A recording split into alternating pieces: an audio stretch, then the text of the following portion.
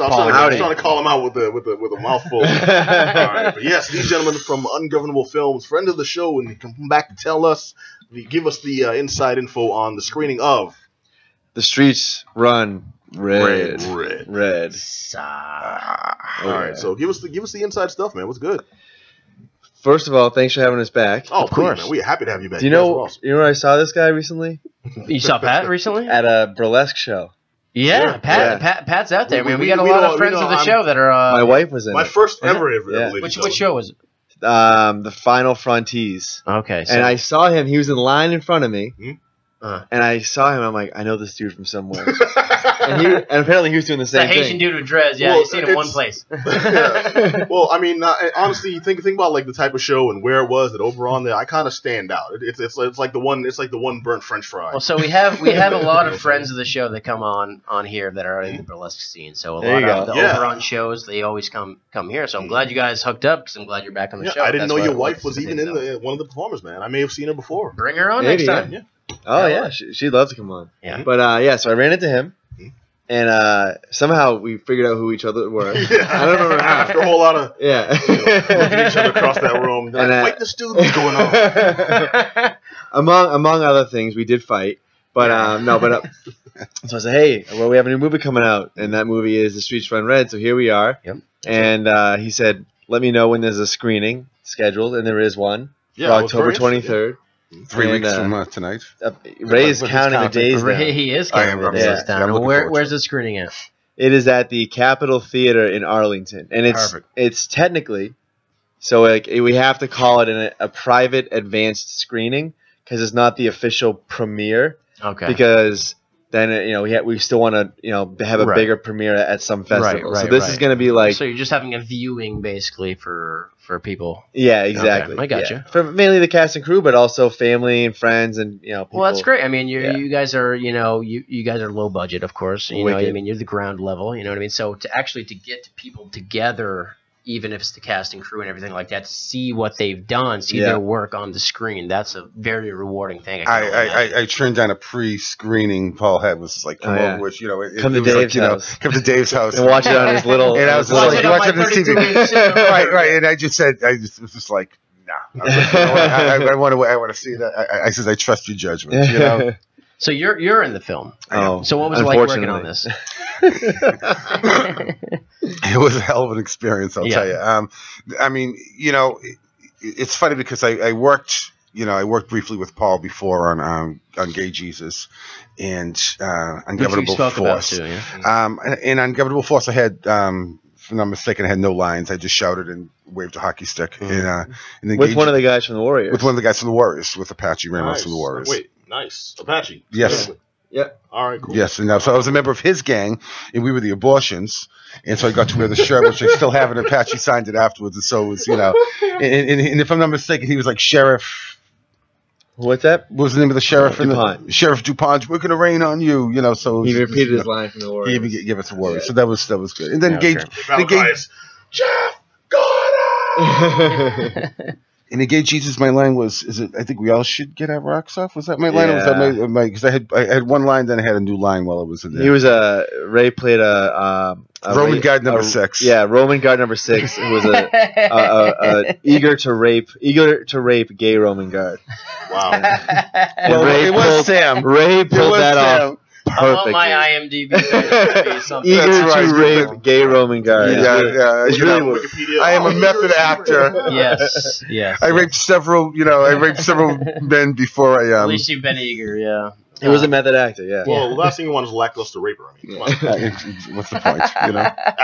Apathetically raped. Well, it's funny because that brings in very well to one of the most, I think the movie is actually quite profound, The Streets Run Red. There's some moments in the movie where Paul sort of turns the camera on the viewer, and he sort of like, he addresses the viewer of like, you're watching this like absolutely like crazy, obscene. Before you go into detail, I'll just because I know we're gonna forget. We're gonna forget to even tell you what the movie's about. That would help. So it's a serial killer film. And it all takes place in one night, and it happens to be the Super Bowl. And these two detectives who have been on this case of trying to track down this killer for years, have gotten the shaft and have to work overnight during the night of the Super Bowl. Yeah. And it just so happens that the main character kills somebody in self-defense while he's getting mugged in the first scene. So I'm not giving anything away. He kills this guy in self-defense, turns the knife on this mugger, and winds up spending the night in jail while he waits for the next morning to be bailed out and arraigned, and everything. Yeah. So he happens to also be the killer, and he's in jail on an unrelated crime of self-defense, manslaughter. Yeah. So he's spending the night in jail, in the holding cell, while the two detectives who are on the case are also spending the night in the same building. And so they all, because the killer is the killer, and because the two detectives have spent the last 5-10 years only working on this one case that's been ravaging the city, all three of them are in their own way thinking about the case, having flashbacks to the case, certain murders. So that you see how the murder happens, and then you see how the two detectives view the murder. So it's it's all told in flashbacks.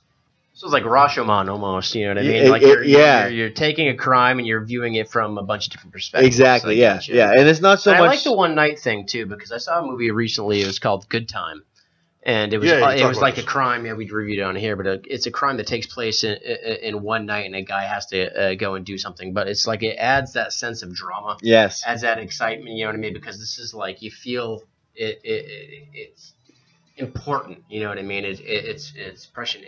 You need to get it done. Mm-hmm. And so, this sounds fantastic, but I like the multiple. I mean, it does sound fantastic because it's funny. It's like, I just kind of immerse myself in the character, so I'm like, I'm not even exactly sure Ray made what the whole movie is.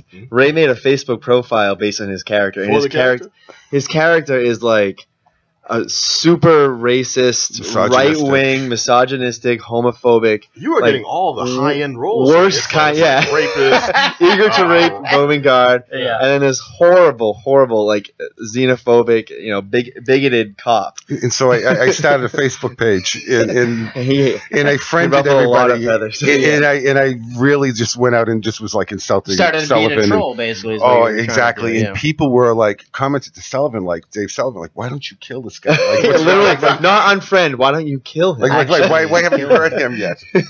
Well, that's fascinating. And it's funny because he would also be like, he'd write on Facebook, "I'm a cop. Yeah. Like, don't mess with me." So they're like, how did this guy get on the force? And then I would log off and log it as myself and tell, and then make a comment about. People wonder why the profile picture is the same guy. So you've used a lot of slapstick and humor in your last films and stuff. Is that present in this thing? Is this absolutely more of a serious take? It is. You know what I mean? It's definitely our most serious film yet, and probably ever. Like we're already starting working on the next one. It's going to be a little bit more like Sergeant Kabuki Man, or like the story of Riki-Oh. It's going to be a kung fu, horror comedy. This one has a lot of our original slapstick and comedy stuff, but it's also, I would say, our most serious effort.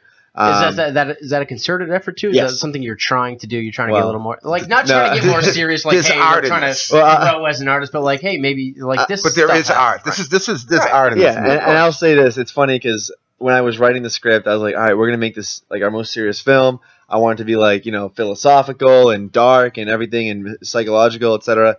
And then while we're filming, myself and Nick Norman, the cinematographer, he and I work very closely together on all of our films. We were just adding in humor after humor, and we literally at one point we turned to each other and he goes, "We just can't make a serious film. Are you too funny to make a serious film? We can't do it. Yeah, literally, it's like we make this serious film and then we end up putting lots of. Well, how's that affect I don't know, guys. This Chaucer film isn't coming along. Right. Well, how's that affect casting and everything? You know what I mean? Like, because you've always cast for like slapstick. You want to get like certain people in there. Like, what's casting like and trying to get like someone that can fit that role that can maybe do both? I don't know. I mean, have you ever I'm saying so? Look, let's cut to it. Can you hire Adam? Yeah, because he wants to. Want to be in a lot of non-actors and everything. Have you ever come across an actor so bad you're like, my God? Are you promoting yourself right now? No, I'm not in front of the camera. Yeah, we have. Yeah. Here's the thing: is I'll give you an example. We had this one guy. I won't say his name. I don't want to, from one of the bus. No, you don't need to name names. We had this one guy come in, Bladham Phillips, and he was auditioning for this movie, and I think he definitely had autism or something, and he was nice kid, but he couldn't. He was really distracted during his audition, like to the point where he was like talking to himself and mumbling between the lines. Sure. And I know that guy. Yeah. I think. Yeah. You know, what's his name? Pat's cousin. Christian Bale. No, Christian Bale was yelling at him for messing with some lights. Yeah, Remember, play that maybe. clip? Maybe that was it. and he was delivering his lines while looking off at like the ceiling, and then he was folding a piece of paper into what was going to be a vagina. I don't. It didn't look like that at the end, but that was his prop as part of It was the scene. his version of a vagina. Yeah, that he's experienced. By the I noticed he was folding this piece of paper while he was auditioning, and I'm like, "What is he doing?" And so I was just watching, and then when the line came up, here, look at the vagina. He points at the piece of paper. I'm like, "Oh, he was doing origami during his audition." Good thing it didn't go any further. The script. His mind is going one way. or the other. Like he's supposed to fold in the vagina. That wasn't in the script. That's just The folding part was not. The vagina was, but him making the vagina while that's delivering his lines was not part of the. No. Oh, okay. Yeah. Wow. Yeah. Wait, okay. So how were the origami skills then? Was not it like good. It was literally like he could have just done it. He could have just Sloppy. used nothing. He Sloppy. folded a piece of paper. Okay. But we actually, here's the thing. So to answer your question, we casted this guy as a mental patient. Wow, see? But at least we cast him. I mean, it's like this is the beauty of independent film. Yeah. You know what I mean? And like this poor We can bastard find a doesn't spot know for if he's you no watching it matter now, what doesn't you know get. who's talking about him. No, this is like I actually really appreciate stuff can like I that. ask real quick about this origami then? You said he folded the paper. Did he fold it into the box? no, it was. It looked like he was. Just upside down with a dot on I it. got you. All right. It was literally like the first step of rolling a joint was how far he got. Okay, we see Which where is his just head was at. yeah.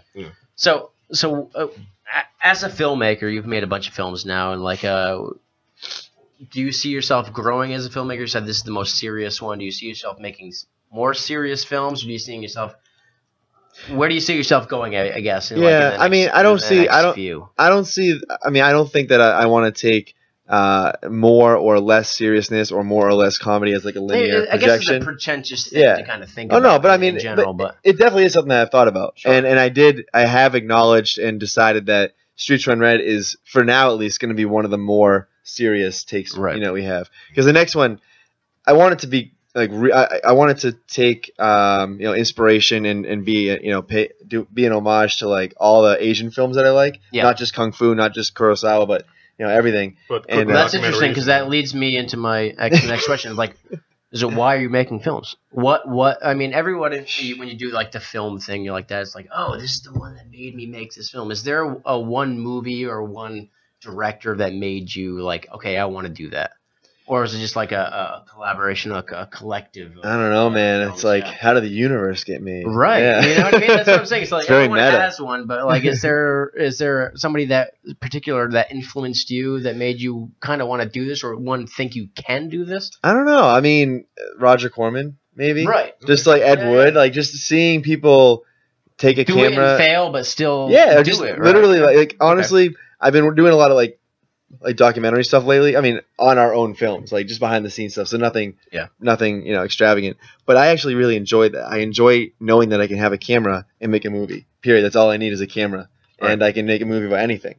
So like the whole aspect of creating something, unique is alluring to me. I've also, I've written books and stuff like that. I do music. So any kind of creativity where I can make a blank slate into something is alluring to me. And films, I just happen to love films. So does feedback fuel you? Negative, positive, anything? Does it affect you in any way? Yeah, I usually hate it.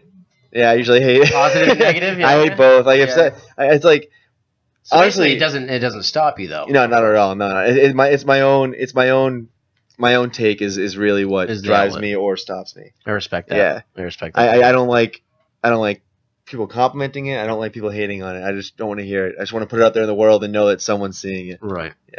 Do you find like, I don't know, like maybe that someone has a positive outlook, like maybe that's not what you meant it as either? You know what I mean? So what do you mean by that? Like someone takes so like, oh, I really got this out of it, and I really this positive thing, you know what I mean? But like maybe that's not how you intended either. Oh no, that's fine with me. It's like what's his name? Jodorowsky. He did El Topo and Holy Mountain. And I watched those. I'm like, these are awesome. And I have no idea what they're about. And I was like a little bit self-conscious. I'm like, how can I not understand this as a filmmaker? And then I heard him say in an interview, he's like, I don't want people to know to think there's a single message. I want whatever you get out of it is what you get out of it. And so if you get out of it, this is a recipe for making a cheeseburger, and that's exactly what the film is about. So I'm like, all right, cool, I can get down with that. I was like that with Elvis Costello when I was a kid. Like I didn't understand because he like sings like a little, sure, yeah. But I just knew like I was enjoying it and getting off on it. But I had no idea like the contents. Are you Gum right now, or are you Ray DeNito? I'm Ray DeNito right now. I was gonna say Gum would listen to Elvis Costello. No. I'm not Gum tonight. I like Costello. I've retired Gum I'm afraid. So go ahead, tell your story about the bar scene. Oh yeah, there was exactly. There's this one scene, and it was funny because that's the scene that Paul had. It's in this movie. It's in this movie. Originally, when I read for Forensics officer, the forensics officer, and I read for Kemper. And then Paul comes he says, wait, stay here. And he comes running in and he says, read this, I want you to read this line. And the line on it was like a very disturbing line because I remember the line was, I don't know if I can say anything from the movie if it's allowed, but the line was sort of like, have you ever fantasized about, killing somebody? What about have you ever fantasized about raping a woman? Like what's, and then the line was essentially what's kept you. Okay, we've all had these fantasies. What's kept you from doing it? What makes somebody step over the edge? It was like, where's the line? It's a great line. This sort of opens up with this about where's the line? Where's the effing line? And to me, after like reading it like 1 million times and getting into character for it, I realized it's like, in my opinion, Paul's like talking to the viewer. Like, where's your line? You're watching this gruesome movie where, horrific things are happening and you're enjoying it. And that's okay. I love those movies. There's nothing wrong with it. We're not judging you, but at the same time, it's sort of a good question of what keeps you from actually doing it. I think it's the only question that matters sometimes. And I think what's the fact your line? Right, and the fact that whose line is it anyway? I was just gonna say that. You want to cheapen it up, guys? So and so there's moments like that, in the movie that I was just like, man, Paul is like really, taking this on many different like levels. It's funny, it's gory, it's disgusting, it's sexy, meta. It's meta to the max. It's entertainment, but it's also a statement. Yeah, and I was just really sort of like, I'm like, damn, this kid's got skills. And I'll say this: it was so in our previous films, we always try to outdo ourselves with gore. Right. We always, because every time we make have some good gore. I will give you that if I can say one thing about the Ungovernable Films. Thank you. And every time we do a new film, I'm like, how are we gonna make this one worth watching? You know what I mean? Like, because I'll be honest, every artist has self-doubt. I hate calling myself an artist, but I will for right now. Sure. And so I'm like, oh, look at this guy. Only makes movies and writes them and does artist. Come on. Artist. So he writes books and music in his spare time. He's got some nerve. What a loser. So so I'm like, I bet my writing might suck. Who knows? Everyone might hate, everything I do. So, but the one thing I know we can do is, sex and gore, sex and violence. So we have plenty of boobs. I can't make a boob. I know people that have them, so I put those in the video. And then then at the gore and the violence part, I have to do, we have to do it ourselves. So I'm always like, all right, how are we going to outdo ourselves in the last one? Because if the last one's gorier than this one, why would anybody want to see this one? So we're always trying to outdo ourselves. And I saw the film Father's Day, the Trauma distributed one. Okay. Astron 6 did it. And not the Billy Crystal, Robin Williams one? No, not that one. Well, maybe. Is there a scene where the killer slices his own penis open? I think that's Billy Crystal. Okay. I believe, yes. Because if there is, then I am talking about the Robin Williams movie. But so I saw that, and it made me cringe. I usually don't cringe from effects because I'm just so used to doing them. I saw that, and I was like, oh my God, that's nasty. I'm like, all right, we got to outdo that. So I'll tell you this: inspiration in the weirdest places. Yes, yeah, Robert Loggia's greatest performance. So I'll tell you, we really tried to be horrifyingly disturbing in the Streets Run Red, like to the point where like when I was telling people what they would be doing in the scene, they're like, "Are we really? Like, are you serious?" Yeah. So genre pushing. Yeah. Message, serious movie. It sounds like all the makings of something I would definitely watch. Quote, by the way. So Bill Whedon, you know Bill Whedon? He played the bad guy in Sergeant Kabuki Man, the Trauma film. I know the act. Yeah. Okay. I know him by face. Anyway. He's an amazing actor. He was in The Ungovernable Force. He played the lead bomb basically. Right. And we sent him the script because we love working with him. He's an amazing actor, and he wrote back and he responded. He goes, "I'm not doing this film. He goes, I don't do torture porn. I detest the genre. I detest the genre." And we're still and so he's already agreed to be in our next film because it's not going to be torture porn. We still love the guy, and but you got to respect a guy with actual, and anyone that says I detest the genre. He went up in my book. And do we ever tell you our Tony Moran story? Because we have one. Okay, lay it on me. No, our Tony Moran. Like, You have, but let's hear it again. Adam's personal friend, Tony Moran, who was the original Michael Myers. Oh, that's not a great story, but we ended up reviewing something, and he called in early to talk to the actors who were promoting the film that he was in. Yeah. And started bitching at us about reviewing something else beforehand, and just told us off for about 5 minutes, and then you guys on air. On air. Didn't realize he was on air, and he's just suck. You guys don't know what you're doing in terms of like that. By the way, this is a short film he's in. This movie's maybe like 6 minutes. 6 minutes long. We haven't got to it. He is a very intense. But Tony laid into us. Then I was like, "Hey, Tony, can we talk to you maybe next week?" And he's like, "Yeah, get to me off air. I'll give you my number." Yeah, we got his number after like that. We're still friends. Yeah, he and Adam are tight now because of that. Yeah, why not? So stop like keeping us hanging on the line here. When is the screening? How can cats get down? October 23rd. And 3 weeks from tonight. And since it's a private screening, to keep it actually private, you have to buy tickets through us. So you can buy them. You can buy them by emailing us at ungovernablefilms@gmail.com. Perfect. Yeah. So you cannot buy tickets at the door. It's limited. There's 2 screenings that night. So one at 7, one at 9. By the way, do you know? Yeah, how many tickets are available? Anyway? 63 total per screening. There's 2 screenings that night, and I think there's probably half of that left right now. Right on. Yeah. All right, where, man? Though you didn't say where. Oh, Capitol Theater in Arlington. There you go. Yeah, on Mass Ave. I don't know the exact number, but it's a Capitol Theater in Arlington. Right, like Arlington Center. It stands out. It's like an old Rialto style building. It's got like the old marquees and everything. Oh, I know that theater. That's a good theater. They serve ice cream in there. They do. Serve ice cream. Yeah, it's really good. They do. So ice cream, and make sure you get the strawberry ice cream. That's also where I saw Toy Story. The ice cream runs red. Is it? Grown ass man shed a tear. You would. In that theater. You would. All right, so Capitol Theater in Arlington, October 23rd. Yes, Check out. The streets run red. Run red. And one more time the email. ungovernablefilms@gmail.com. Hope you were taking notes. All right. And find us on Facebook if you have any difficulty getting in touch with us. Just message us. All right, cool. Paul. And check out their old films too. Right on, man. All right, Ryan, hit it one time. All right, and now we are running short on time, but I needs to know about American Made. How much running did Tom Cruise do, Adam Willis? Well, that's a great question.